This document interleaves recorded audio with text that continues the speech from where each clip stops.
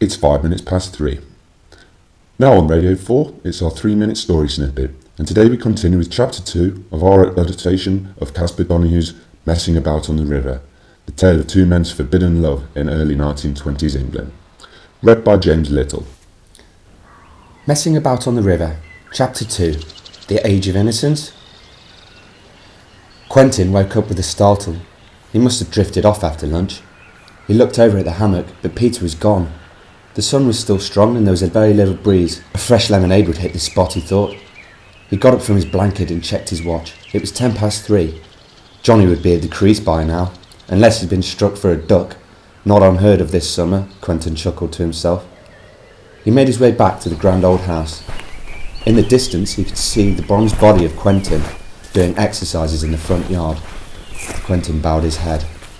Whenever Peter pranced around half naked, it made him feel strange, very strange, almost angry. Why? He pondered.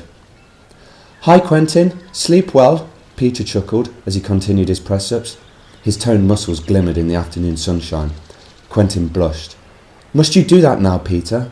Auntie Mary will be back soon. She doesn't want a sweaty rotter like you making the place all unsavoury. Peter stopped and sat cross-legged on the grass. He looked over at Quentin with the same fierce eyes that Quentin had seen the night before behind the old apple tree. Are you scared because you might like it? Peter asked with a smirk on his face. What do you mean, Peter? I don't like it when you play around like this. I really don't. Quentin stomped his foot on the ground. He was sick of Peter taunting him. Oh, fine. Suit yourself. I'm going for a swim. Peter got up briskly and turned his back to Quentin.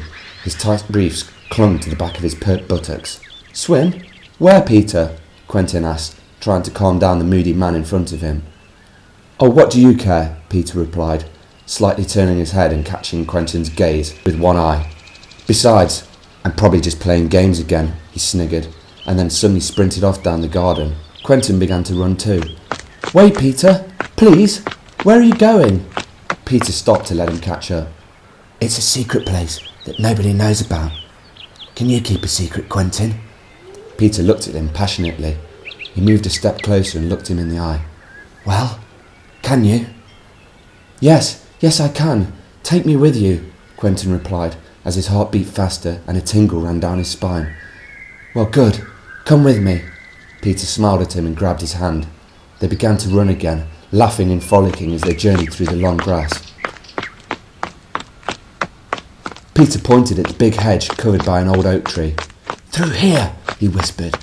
They got behind the tree and slipped through a small hole in the bush. On the other side of it was a beautiful flowing riverbank. This is my secret. Do you like it? Secret keeper? He giggled like a little schoolboy on Christmas Day morning. Yes, Quentin looked directly into Peter's eyes and smiled. I like it a lot. Peter turned away and ran towards the water, ripping off pants in the process. His buttocks bounced up and down as he leaped into the glistening river. There was a big splash, and then his face emerged from the water. Why don't you join me? He shouted as he splashed around joyfully. I'm scared, Quentin replied, not daring to look at Peter's naked, wet body. Don't be scared, Peter replied. You're with me now, so take off your pants and jump in.